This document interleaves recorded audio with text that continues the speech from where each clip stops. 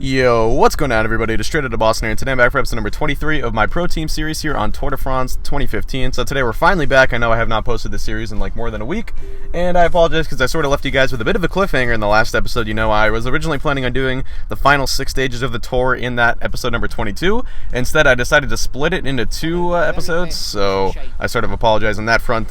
Probably should have got this episode out sooner. I've had this gameplay recorded for a while, but I've just been swamped with work and have really not gotten around to editing it or producing it. So anyway, we are getting it done now, though. We are going on stage number 19 here. We're currently going up the Col de la Croix, and it is a horse category, so this is a very, very tough climb. But luckily, because it is so far from the finish, the peloton pretty much taking it easy for the most part up this mountain. Now the pace is picking up a little bit as we have approached the final 5 kilometers or so of this climb. Riblon starting to struggle to hold on to the back here with the likes of Danny Moreno, Louis Meintjes, and Jurgen van den Broek. And now as we are just approaching the summit here, I think we're actually still about 2 kilometers away, we're really starting to fall back now. You can see even on this little downhill part, not quite able to keep up.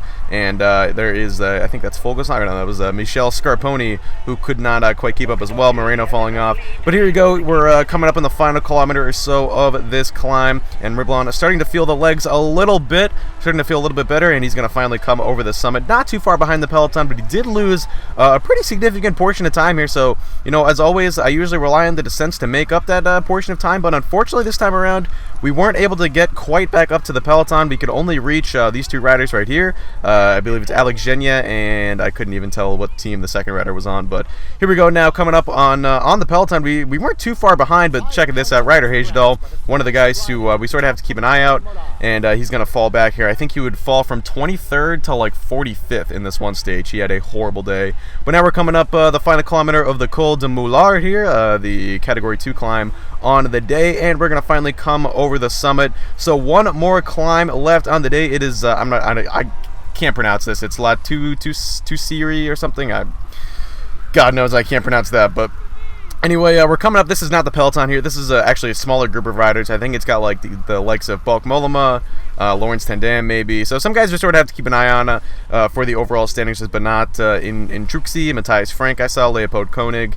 So I've still got a little bit of time left on this descent, so I decided to take the lead here because I know that I'm going to be descending a lot faster than the AI is. So here we go, though. We are approaching the final climb of the day. We are on the slopes of La Tourisier, or whatever it is, however you pronounce it. And then you can see Riblon wouldn't really last too long on this, or with this group. It's a very long climb. I knew I was going to have to pace myself. No energy bar left. So Riblon really struggled on this climb. He was definitely feeling the effects of the 3-week race. As I've said before, you know, the Tour de France is an endurance race, and the biggest challenge is making it through all 3 weeks. You know, anyone can climb Alpe d'Huez in one day, but to do, you know, 21 stages like that over 3 weeks, I mean, obviously you don't go up Alpe d'Huez in every stage, but you know what I mean. To go through 21, you know, really hard stages, long stages, 5-hour rides in the saddle for, you know, 3 straight weeks, it's very tough stuff. And Riblon definitely starting to feel it here, but he's recovered nicely. He's caught back up to Vuillermoz, one of the French names that I cannot pronounce for the life of me.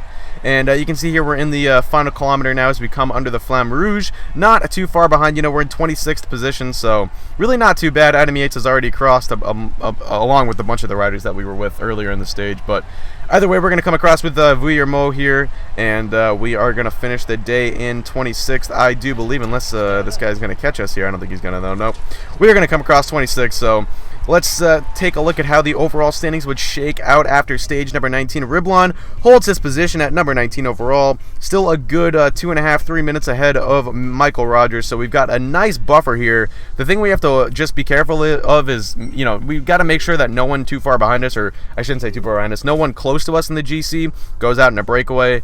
Because other than that, I'm not too concerned. I don't think we're going to lose 3 minutes to the likes of Michael Rogers, so anyway, my worst fears did come to fruition, though. As you can see, Lawrence Tandem has entered the breakaway here. So he's only got 2.5 minutes on us as we're going up the Col de la Croix once again. I didn't even realize this until I edited this episode. I decided to actually look up the names of the mountains before recording this commentary, and I didn't even realize they did this in the tour this year, but they went over the Col de la Croix twice, which is kind of interesting. I don't know how many times I've done that.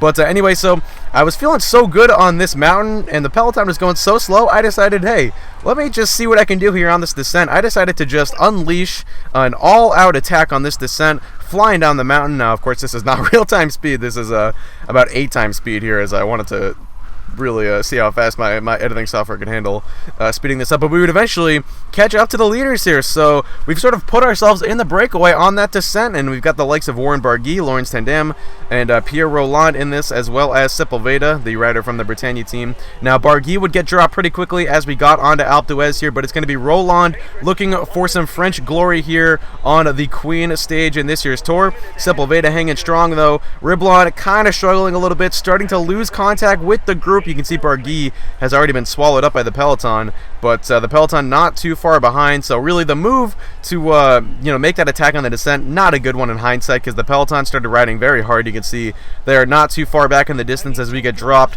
by the trio of leaders here. About 10 kilometers to go on the stage, and like I said, it would not be long before the leaders of the overall race would come up behind us. As you can see, it's going to be Chris Froome leading. Actually, this is Richie Porte, excuse me, the teammate of Chris Froome, of course, no longer, but the once teammate of Chris Froome leading the way. And you can see here comes Nibali Contador, who actually took the lead in the race in stage number 19. I think he was about a minute and a half behind Nibali, and then he took the lead right away in the final couple kilometers of that last climb.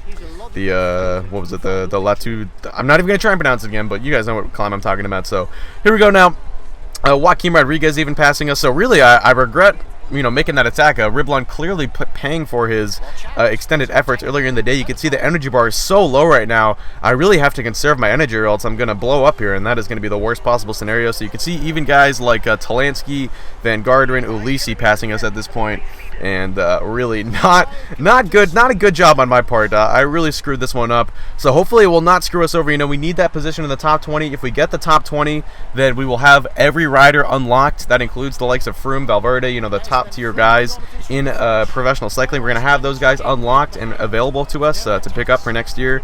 Now, of course, we have a budget, so I'm not sure if we're going to be able to afford guys like that, but we'll see. We'll address that more in the next episode if we can hold our top 20. But first, we got to hold our top 20. You can see the likes of Kelderman passing him now. But we're under the final kilometer. We're going to ride to the finish line with Jakob Fuglsang. You can see I have not blown up yet. Amazingly enough, I couldn't believe I rode the final 7 kilometers with literally half a millimeter of energy left. But here we go now. Final finish line, really the final finish line that matters for Riblon, and he crosses it in a 30th position overall. So we'll see if Riblon held this position in the top 20 in the GC, and yes, he did. He actually gained a spot up to 18th. I think, am I going to show it? I guess I didn't show it. No, okay, it was too late, but yeah, someone dropped. I don't know who it was exactly, but here we are now on the final stage of the day. So I don't even ride the Champs-Elysees race. This is a day for the sprinters. I decided I wouldn't even try to, get a high positioning with Impey. I just wanted to make sure Riblon finished with the peloton and didn't lose any time. So 500 meters to go, and Riblon is going to do just that. He's actually going to come across in, let's see, 21st, it looks like, and he would hold the position in the top 20. So here are the results in this year's tour. This is Marcel Kittel getting the stage victory. I think he would also take home the green jersey. Alberto Contador is your Tour de France winner. Like I said, he took the yellow jersey in stage number 19, held it in stage 20, and wins his, I guess this is only technically his 3rd tour. I don't know. I don't remember. Did they strip him? They stripped him of 2010. I don't remember if they stripped him of 09. But either way, Kittel wins the green jersey, and then this is Warren Barguil, I want to say, winning the King of the Mountains. So a pretty good tour for Giant Alpecin, as they get the green jersey and the King of the Mountains for a team without a real GC guy. That's a really successful tour. And Thibaut Pinot is the winner of the the young rider standings, the white jersey competition. So anyway, that is how the tour shook out, and you can see Kittel wins the day. Riblon, our highest finisher, at 18th overall. Gautier 47th, and Quinzado I think was like 180th out of 180 riders, so pretty pathetic right there. But he almost had the yellow jersey once. So anyway, that is going to do it. Hope you guys did enjoy. We are going to be back for season season like number 6 next coming up, so season 2020. Well, we'll be in the next episode. We will be picking out some new riders for our team from a really strong list of candidates, so that'll be exciting. But until then, hope you guys did enjoy. Thanks for watching, and I'm out. Peace.